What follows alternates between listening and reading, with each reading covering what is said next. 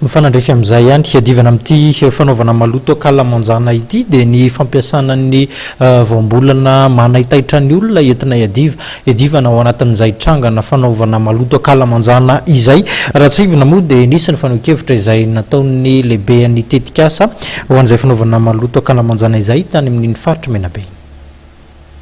Azo ambara zany fa possible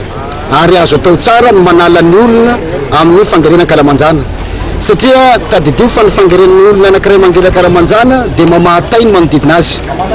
amin'ny alalan'ny lalitra, amin'ny alalan'ny akoho, amin'ny alalan'ny biby fiompy rehetrarehetra raha vao maloto ny tanàna ary ao anatin'ny tay nefa tsy misy tombotsoa azo afatry ny aretina ka raha vao misy tay miparitaka zany dia misy aretina miparitaka ary tsisy fampandrosoana vanina raha mbola misy tay miparitaka eto ka ny atao zany dia tsotra dia ahitsy any amin'ny olona sokafina ny masom-panahin'ny olona maso-tsain'ny olona ahalala fa ratsy izany fangarena akalamanjana zany eto Morondava mandehanana roa any amin'ny plage fa io plage io taloha tsy azo andehanana mihitsy amin'izao mbo fa misy partie bebe zany azo andehanana any amin'ny plage afaka mijery tanàna be dia be ny mbola atao hoe maizina eto Morondava zao dia atao amin'ny ampitany Kapoze sy ny tariny fa ny ankoatran'izay any ambanivohitra dia efa mahalala mangery ankabone ny olona tsy vita mangery ankabone fa misarona tsara ny kabone mba tsy ho azon-dalitra azo ny lalitra dia manasa tanana amin'ny savony na lavenina ary io ny kabone zany ny olana matetika dia hoe tsy fanao ny mandevy tay fa tsara ny milaza amintsika fa na ianareo mpanao gazety namana mpanao gazety koa dia misy tay ao anaty kibonareo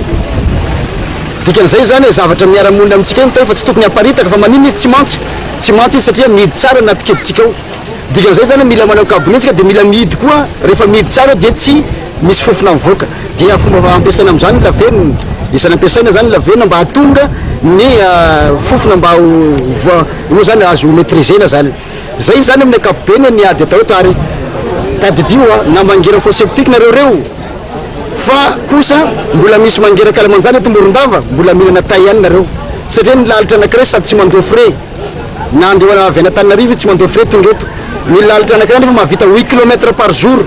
ny tongotry ny lalitra dia misy N io N eo zany raha vao misy tay miparitaka dia eny izy no mipetraka dia rehefa mipetraka eny izy dia mandeha na eny amin'ny lohantsika ary na eny amin'ny kibontsika na eny amin'ny anantsika.